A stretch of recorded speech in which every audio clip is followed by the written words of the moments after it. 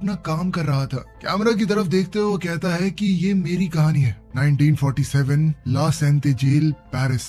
उसकी आंखों में एक अजीब सा सुकून और अंदर छुपी कोई ताकत नजर आती है। कहानी पीछे गई तो उसी जेल के एक वार्ड में क्लॉड नाम का एक नया कैदी आया। उसे वार्डन के सामने लाया गया। उसके पास एक सोने की प्लेट वाला लाइटर था जो उसने आसपास छुपा रखा था। वार्डन ने उससे पूछा कि तुम्हें पता है यहाँ लाइटर अलाउड नहीं है। क्लॉड ने बड़ी शांति से जवाब दिया, ये चलता नहीं है, गैस भी नहीं है इसके अंदर, इसके साथ बस मेरा एक जुड़ाव है, इसीलिए अपने साथ रख लिया। लेकिन वार्डन ने उसे मना करते हुए कहा कि जब जेल से निकलोगे तब मिलेगा, अभी के लिए ये हमारे पास ही रहेगा। इसके बाद क्लॉड को शिफ्ट किया गया एक दूसरे बैरक में जहां 4 और कैदी पहले से रह रहे थे। जैसे ही वो अंदर गया, एक कैदी मीनू ने गार्ड से गुस्से में कहा, यहाँ पहले से ही 4 लोग हैं, अब 5 हो जाएंगे। गार्ड ने चिल्लाकर जवाब दिया, हाँ 5 हो तुम, और ये यहीं रहेगा, ऊपर से ऑर्डर है, मेरे बस की बात नहीं है। ये कहकर गार्ड वहाँ से चला गया। क्लॉड को महसूस हो गया था कि उसका वेलकम ज्यादा अच्छा तो नहीं हुआ, इसीलिए वो धीरे से कहता है, मैं यहाँ अपनी मर्जी से नहीं आया, मेरा पुराना सेल ठीक किया जा रहा है। वो बहुत प्यार से बात कर रहा था तो सेल में टेंशन थोड़ी कम हुई। एक एक करके सबने अपना परिचय दिया। सबसे पहले मिला वैसलीन, फिर रोलैंड और बाद में जियो। जियो ने क्लॉड से अजीबोगरीब सवाल पूछने शुरू कर दिए। तुम्हारी पत्नी है क्या तुम उससे प्यार करते हो? क्लॉड ने हल्की स्माइल के साथ कहा, पत्नी है, लेकिन मैं प्यार किसी और से करता हूँ। ये सुनकर सब मुस्कुरा दिए। इस तरह की बातचीत होने के बाद वहाँ का माहौल बिल्कुल नॉर्मल हो गया। तभी गार्ड वहाँ एक कार्डबोर्ड शीट लेकर आया। कैदियों को उनसे कार्डबोर्ड के बॉक्सेस बनाने थे। मीनू ने जल्दी से एक पुराना कपड़ा शीट के नीचे बिछाया और सब मिलकर काम पर लग गए। बाहर से किचन का खाना भी आ चुका था। सब लोग बैठकर मिलजुल कर खाने लगे। तभी एक गार्ड आया और क्लॉड से कहा कि तुम्हारा पार्सल आया है। अब क्लॉड अपना पार्सल लेने चला गया। उसके जाते ही सेल में बाकी चारों उसके बारे में बातचीत करने लगे। क्लॉड सबको पसंद तो आया, लेकिन कोई उस पर विश्वास नहीं कर रहा था। दरअसल वो सभी जेल से भागने का प्लान बना रहे थे और सोच रहे थे कि क्लॉड को अपने साथ शामिल करें या नहीं। उधर क्लॉड के पार्सल में बस कुछ खाने की चीजें थी, लेकिन फिर भी हर एक आइटम की चेकिंग पूरी तरह से की गई और जब तक हर एक आइटम क्लियर नहीं हुआ तब तक उसका सामान उसे वापस नहीं मिला। जैसे ही क्लॉड वापस सेल में आया, उसे महसूस हुआ कि कुछ तो बदल गया है। सब लोग उससे थोड़ी दूरी बनाए हुए थे। क्लॉड ने पूछा कि सब कुछ ठीक है ना? मीनू ने उससे सीधा सवाल किया, तुम किस वजह से यहाँ आए हो? क्लॉड ने जवाब दिया कि मैंने खून किया है। मैं, मेरी पत्नी और उसकी छोटी बहन निकोल साथ रहते थे। एक दिन मेरी पत्नी मुझ पर गोली चलाने लगी। मैंने उससे बंदूक छीनने की कोशिश की, लेकिन गलती से गोली चल गई और सीधा उसके कंधे पर जा लगी। फिर उसने मुझ पर इल्जाम लगाया कि मैंने उसे मारने की कोशिश की है। ये सुनकर उन लोगों का गुस्सा उभर आया। वो सब हैरान थे कि एक पत्नी अपने पति के साथ ऐसा कैसे कर सकती है। जियो ने पूछा कि तुम्हारी पत्नी अमीर है क्या? क्लॉड ने सर हिलाकर कहा कि हाँ, वो अमीर तो है, लेकिन मैं अब उससे प्यार नहीं करता। मेरा अफेयर उसकी छोटी बहन निकोल के साथ था। ये सुनकर सब समझ गए कि आखिर उसकी पत्नी ने उसे मारने की कोशिश क्यों की थी। फिर मीनू ने क्लॉड से पूछा, तुम्हें लगता है तुम वापस बाहर जा सकते हो? क्लॉड चुप रहा। तभी रोलैंड ने अपना प्लान उसके सामने रखा। हम चारों जेल से भागने वाले हैं और शायद तुम भी इसका हिस्सा बन सकते हो। ये सुनकर क्लॉड चौंक गया। रोलैंड ने बताया कि मैं पहले भी 3 बार भाग चुका हूँ। उनसे और थोड़ी बातचीत हुई तो क्लॉड को लगा कि वो कितना खुशकिस्मत है कि सभी सेल्स के बीच में उसकी बस यहीं पर बदली हुई। उसने पूछा, कब भागना है? रोलैंड ने शांति से जवाब दिया, सुबह का इंतजार है, अंधेरे में काम नहीं चलेगा। दिन के समय जेल के बाहर से शोर आ रहा था। ये शोर उन 5 ने अपने प्लान के लिए मौके के रूप के हिसाब से लिया। इसी शोर का फायदा उठाकर उन 5 ने अपने प्लान को आगे बढ़ाया। उन्होंने फैसला लिया कि जब भी ऐसी बाहर से आवाजें आएंगी तो उन आवाजों का फायदा उठाकर वो कार्डबोर्ड बॉक्सेस के नीचे गड्ढा खोदेंगे। थोड़ी बातचीत के बाद सबने दोबारा अपना काम करना शुरू कर दिया। सब एकदम नॉर्मल थे, मानो यहाँ तो कुछ अजीबोगरीब चल ही नहीं रहा। रात के समय वैसलीन और क्लॉड आपस में बैठकर जिंदगी के बारे में बातें कर रहे थे। वैसलीन ने क्लॉड से उसकी पर्सनल लाइफ के बारे में पूछा। क्लॉड ने बताया कि उसका बचपन काफी मुश्किल भरा था। उसकी माँ तो तभी गुजर गई जब वो छोटा सा बच्चा था और उसके 5 साल बाद एक कार एक्सीडेंट में मैंने अपने पिता को भी खो दिया।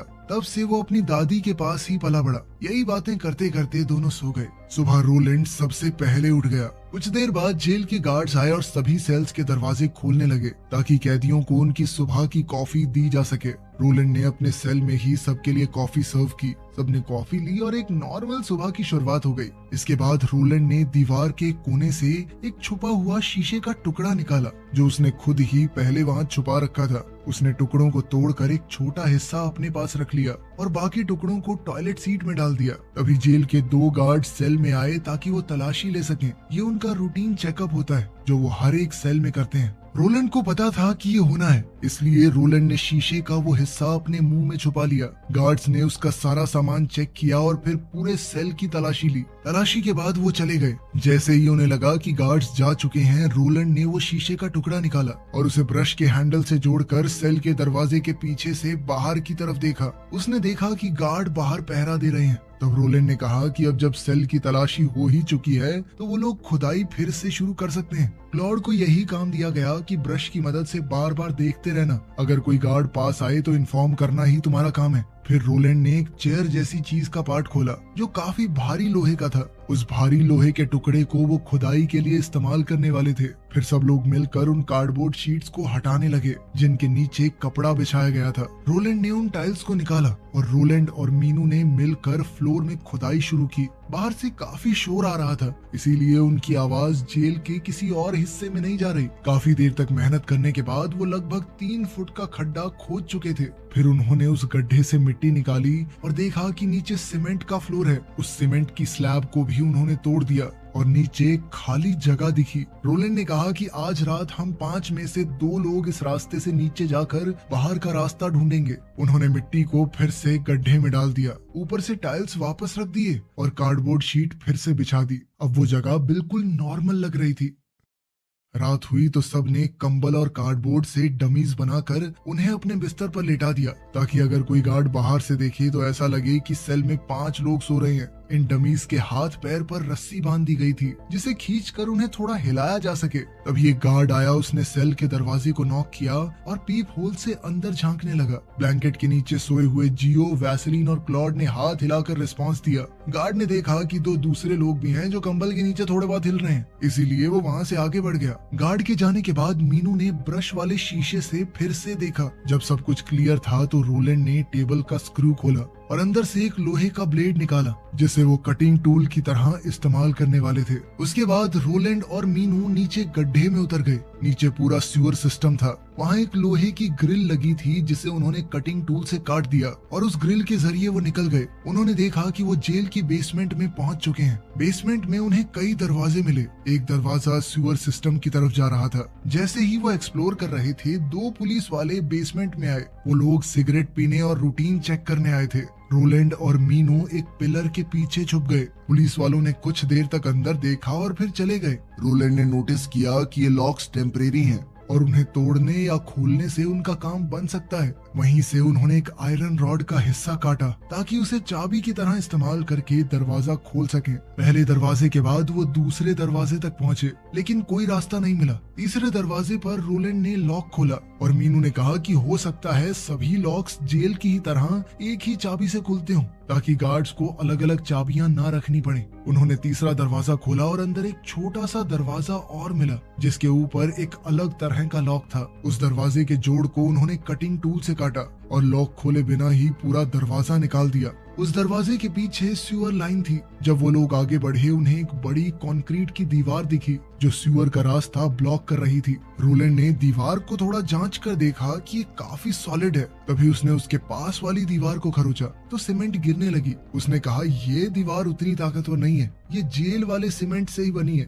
अगली बार हम औजार लेकर आएंगे, इसे तोड़ सकते हैं। फिर वो दोनों वापस अपने सेल की तरफ निकल गए। तभी क्लॉड ने सेल के दरवाजे से देखा कि गार्ड्स सभी सेल्स का दरवाजा खोलकर चेक कर रहे हैं। गार्ड्स के कदमों की आवाज सुनते ही क्लॉड, वैसलीन और जियो तीनों एकदम से अलर्ट हो गए। उनके चेहरों पर चिंता की लकीरें उभर आई थी। मीनू और रोलैंड तुरंत गड्ढे से बाहर निकले और चुपचाप अपने सेल के अंदर आ गए। जैसे ही वो अंदर आए, रोलैंड ने तुरंत गड्ढे पर रखी हुई डमी को उठाया और उसे गड्ढे के अंदर डाल दिया। फिर सबने मिलकर वापस से टाइल लगा दी और उसपे कार्डबोर्ड की शीट खींचकर पूरा एरिया वैसे ही बंद कर दिया जैसे कुछ हुआ ही ना हो। सबने अपनी अपनी जगह ले ली और बेड पर लेट गए। जब गार्ड उनके सेल की चेकिंग के लिए आए, उन्होंने अंदर झांक कर देखा, लेकिन कुछ भी अलग नजर नहीं आया। उन्हें लगा कि सब कुछ नॉर्मल है तो वो आगे बढ़ गए। गार्ड्स के जाने के बाद सबने गहरी सांस ली। नीचे से वापस आने के बाद वैसलीन ने रोलैंड से पूछा कि नीचे क्या हुआ। रोलैंड ने हल्की स्माइल के साथ कहा, हमें बाहर निकलने का रास्ता मिल गया है,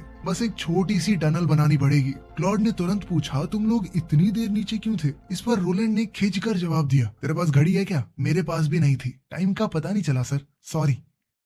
अगली सुबह वैसलीन मेडिकल चेकअप के लिए गया। वहाँ उसने डॉक्टर से कैजुअली बात करते हुए उसका ध्यान भटकाया और वहाँ रखी 2 ग्लास की बॉटल्स चुरा ली। वापस आते वक्त उसने एक ड्रम से थोड़ी रेत भी अपनी जेब में डाल ली। सेल में लौटकर उसने रोलैंड को वो बॉटल्स दिखाई। रोलैंड तुरंत समझ गया कि सैंड क्लॉक्स बनाने का वक्त आ गया है। दोनों ने मिलकर सैंड टाइमर बनाया, जिससे उन्हें पता चल जाए कि जैसे ही रेत निचले वाले खाने में गई, मतलब 30 मिनट हो चुके हैं। अब वो दोनों, रोलैंड और मीनू, वापस से नीचे गए और एक पतली सी लकड़े की फट्टी पर उन्होंने सैंड क्लॉक सेट कर दी। वो दोनों मिलकर टनल की दीवार को तोड़ने लगे। पूरी प्लानिंग के साथ उन्होंने डिसाइड किया कि हर 30 मिनट के बाद वो ऊपर आएंगे ताकि सेल में सब कुछ सेफ रहे।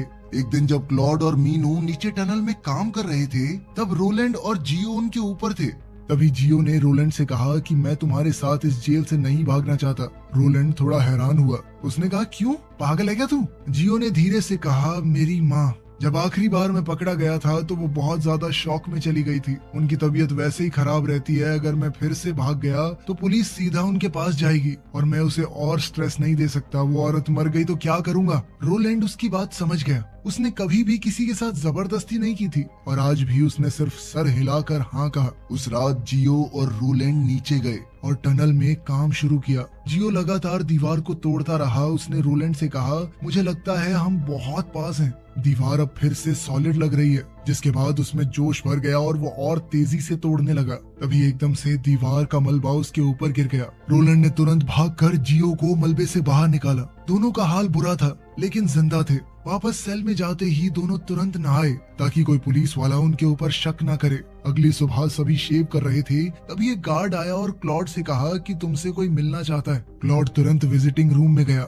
वहाँ उससे मिलने आई थी उसकी पत्नी की छोटी बहन निकोल। निकोल ने क्लॉड का हाल चाल पूछा। क्लॉड ने सीधा पूछा कि क्या तुम अभी भी अपनी बहन के साथ रह रही हो? निकोल ने जवाब दिया कि हाँ, घर जितना उसका है उतना मेरा भी तो है। हम दोनों अब ज्यादा बात नहीं करते, लेकिन वो तुमसे अब भी प्यार करती है। तुम उससे बात कर लो, शायद तुम्हारा केस वापस भी ले ले। क्लॉड ने थोड़े कड़वे शब्दों में जवाब दिया, मेरी बात हो चुकी है उसके लॉयर से। उसने सीधा सीधा कहा है कि वो अपना केस वापस नहीं लेगी। निकोल ने नरमी से कहा कि शायद वो तुम्हें सिर्फ सजा देना चाहती है। वैसे मुझे तुमसे एक और बात करनी थी। मैं 1 साल के लिए इंग्लैंड जा रही हूँ इंग्लिश सीखने। जब तक मैं लौटूंगी तुम जेल से बाहर आ चुके होगे। क्लॉड ने उसकी आंखों में देखा और नाराजगी से कहा, प्लीज अब कोई गेम मत खेलना मेरे साथ। ये कहकर वो तुरंत विजिटिंग रूम छोड़कर चला गया।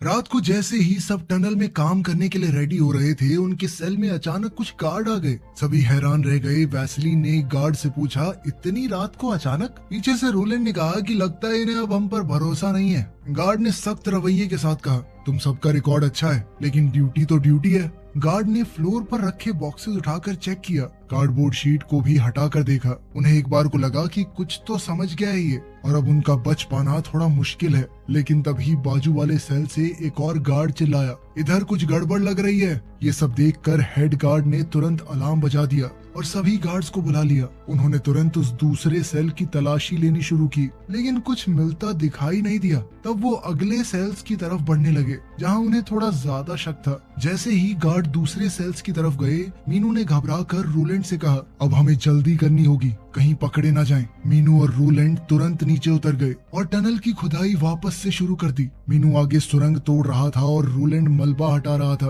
कुछ देर बाद रोलैंड ऊपर आया और उसकी जगह क्लॉड नीचे गया। क्लॉड ने भी मलबा हटाया, जबकि मीनू लगातार सुरंग तोड़ता रहा। आखिरकार मीनू ने सुरंग के दूसरी तरफ रास्ता देख लिया। एक्साइटेड होकर उसने क्लॉड को बताया और दोनों ने मिलकर दीवार तोड़ दी। दीवार के उस पार एक नया सीवर सिस्टम था। दोनों ने उसके अंदर घुसकर बाहर निकलने का रास्ता ढूंढना शुरू किया। कुछ देर बाद उन्हें एक लोहे का ढक्कन यानी मैन होल दिखा, जो रोड पर खुलता था। जब उन्होंने उस ढक्कन को खोला तो सामने एक खुली हुई गली थी, बिल्कुल जेल के पीछे। जेल की बिल्डिंग एकदम साफ दिख रही थी। वो दोनों तुरंत वापस सेल में आए और अपने साथियों को बताया रास्ता मिल गया है, जेल के पीछे वाले रोड पर निकलता है। ये सुनकर सभी खुश हो गए। रोलन ने कहा आज रात को निकलते हैं। फिर भागने के लिए एक छोटी सी लॉटरी निकाली गई। वैसलीन ने एक डब्बे में चिट्ठी डाली और एक एक करके नाम निकलने लगे। पहला नाम आया वैसलीन, दूसरा नाम जियो, तीसरा मीनू, चौथा रोलैंड और आखिरी क्लॉड। वैसलीन ने क्लॉड से कहा कि अगर तू चाहे तो मैं तेरी जगह जा सकता हूँ। तभी जियो ने कहा कि तुम में से कोई भी मेरी जगह ले सकता है क्योंकि मैं तो नहीं भाग रहा। सब हैरान रह गए। क्लॉड ने पूछा क्यों? जियो ने जवाब दिया कि मैं पहले ही रोलैंड को सब कुछ बता चुका हूँ, भागते हुए बातचीत कर लेना इस बारे में। सब लोग एकदम चुप हो गए। तभी एक गार्ड आया और उसने कहा कि क्लॉड, वार्डन ने तुम्हें बुलाया है, चलो मेरे साथ। क्लॉड ने जैकेट पहना और चला गया। मीनू ने ऑफिसर से पूछा कि आप इसे कहाँ ले जा रहे हो? ऑफिसर ने बस इतना कहा कि तुम्हें जानने की जरूरत नहीं है। ये सुनते ही सब समझ गए कि उसे वार्डन के पास ले जाया जा रहा है और अब सबके अंदर का डर बाहर आ गया।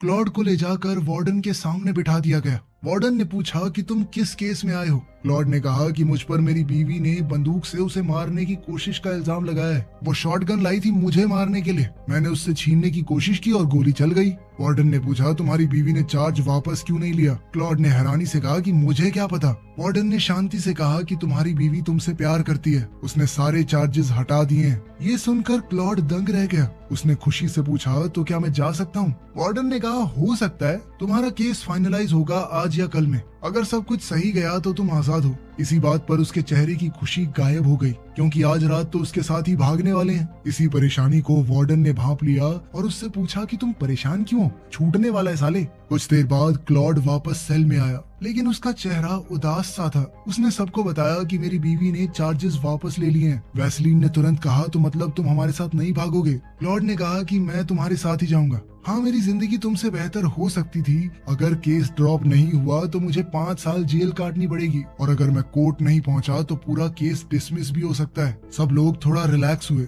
लेकिन मीनू अब भी थोड़ा शक कर रहा था। उसने सीधा पूछा कि तुम 2 घंटे से वार्डन के साथ थे, बस इतनी सी बात हुई? क्लॉड ने गुस्से में कहा कि मैंने तुम्हें दोस्तों जैसा माना, तुम अब भी मेरे ऊपर शक कर रहे हो। क्लॉड ने जब इस तरह की बात की तो सब फिर से उस पर भरोसा करने लगे। मीनू ने भी अपने सवालों के लिए उससे माफी मांगी। रात हुई, सब भागने के लिए एकदम तैयार थे। जियो दरवाजे के पास खड़ा निगरानी रख रहा था। तब सब ने कार्डबोर्ड शीट हटाई। जियो ने बाहर झांक कर देखा कि सब कुछ खाली है, लेकिन जैसे ही उसने ग्लास को धक्का दिया दूसरी तरफ गार्ड्स का पूरा झुंड खड़ा था। जियो ने तुरंत कहा मीनू, बाहर गार्ड्स हैं। सब लोग समझ गए कि उनका प्लान फेल हो चुका है और इसकी वजह था क्लॉड। क्लॉड पर सबका गुस्सा निकल गया। क्लॉड चिल्लाया कि मैं नहीं चाहता था ये हो। मीनू ने उसे धक्का दिया लेकिन तब तक गार्ड सेल के अंदर घुस आए थे। उन्होंने क्लॉड को अलग किया और सबको ले जाकर लाइन में खड़ा कर दिया। एक ऑफिसर ने टनल के अंदर झांका और उनके भागने का रास्ता देख लिया। क्लॉड को वार्डन के ऑर्डर्स पर दूसरे सेल में डाल दिया गया। बाकी सब उसे लगातार देख रहे थे मानो उसकी जान लेना चाहते हो। वो भी उनमें से किसी से आंख नहीं मिला सका। बिना कुछ कहे वो चुपचाप नए सेल के अंदर चला गया। दरवाजा बंद